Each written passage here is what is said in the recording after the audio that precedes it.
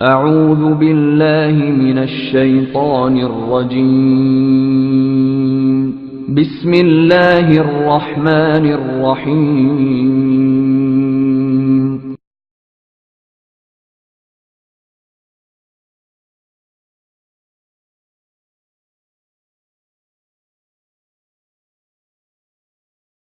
राम जिन्हें आपके यहाँ पर जो राम के भक्त मुस्लिम समाज में मौजूद हैं वो इमाम हिंद के तौर पर कहते हैं कि इमाम हिंद टेंट में रहे। अच्छा लगता है क्या इमाम हिंद टेंट में रहे? बनवा दीजिए, मदद कर दीजिए, साथ में जाकर कार सेवकों की भव्य मंदिर बनवा दीजिए।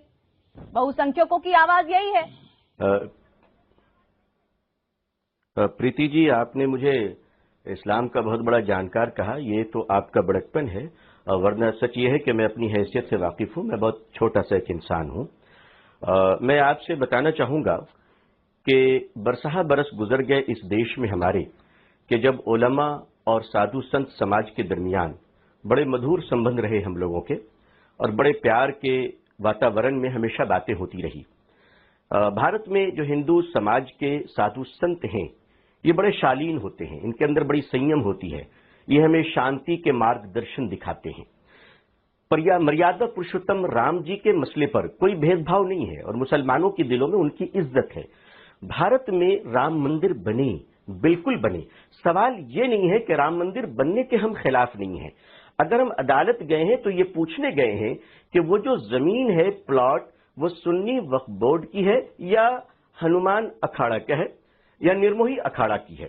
अगर कोर्ट फैसला दे देती है कि साहब ये जमीन आपकी नहीं है, निर्मोही अखाड़ा की है, देश जिंदाबाद, अदालत जिंदाबाद। आप बनाए, बिल्कुल बनाए, वरना राम मंदिर कहीं पे भी बने, भला इसका कोई मुसलमान क्यों मुखालिफ होगा या all India Muslim personal law board इसके खिलाफ क्यों होगा? बताइए, नमाज पढ़ना तो मस्जिद में जरूरी नहीं है, ये कोर्ट ने कह दिया कि भाई ये जरूरी नहीं है कि वहां पर पढ़ी जाए। लेकिन आप इस बात से तो वाकिफ है ना कि अगर कहीं भी किसी भी ईश्वर के, भगवान के चिन्ह है तो वहां पर हिंदू समाज के लोगों को जाकर प्रार्थना करना है। ये उनकी, अब आप मजबूरी कह लीजिए या जरूरत कह लीजिए, जैसे भी समझ लीजिए, तो आपको तो इस बात का स्वागत कर देना चाहिए कि ठीक है। जैसे अभी अजय गौतम जी कह रहे थे, भाई आपका मक्का मदीना है, उनका वेटिकन सिटी है, उनका ननकाना साहिब है, तो ये कर दीजिए ना त्याग।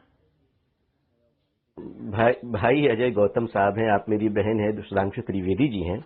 मैं आपसे बड़े प्यार से कहूं कि इस देश में हिंदू समाज और मुसलमान समाज अगर मोहब्बत की वातावरण में रहता है तो हमें कोई दुश्वारी नहीं। मेरी बहन, अगर मेरे एक हाथ में कुछ होता और मेरी अपनी जमीन होती मेरे अब्बा जान की, तो मैं लिख कर दे देता। लेकिन जब दो समुदाय के बीच में मसला हल नहीं हो रहा हो और इसका राजनीतिकरण कर दिया गया हो, चुनाव इस मुद्दे पर जीता और हारा जा रहा हो, तो ऐसी हालत में एक अदालत ही तो बच जाती है। आप अच्छी तरह जानती है कि कई सरकारें गिरी हैं इस मुद्दे पर, कई सरकारें बनी हैं, हजारों खून खराबे हुए हैं। तो इसमें सबसे बेहतर तरीका यह है कि अदालत, ऑनरेबल कोर्ट ये बता दे कि साहब ये जमीन आपकी है या नहीं है। दो समुदाय के बीच जब झगड़ा हो तो अदालत सबसे अच्छी जगह होती है अगर आपसी बातचीत में कोई मसला हल नहीं होता है। पर जन भावनाएं भी तो है ना जी, नहीं, जन भावनाएं भी तो हमने देखी है ना। हमने SC/ST एक्ट पर देखा, हमने 3 तलाक पर देखा, तो इस पर भी अगर इतना हो रहा है हंगामा तो जन भावना भी तो मायने रखती है ना हमारे देश में, नहीं रखती है? मेरी बहन प्रीति जी, तलाक का इशू जनभावना का इशू नहीं था, वो दो समुदाय के बीच की बातें नहीं थी। लेकिन बाबरी मस्जिद और राम मंदिर का इशू दो समुदाय के बीच है।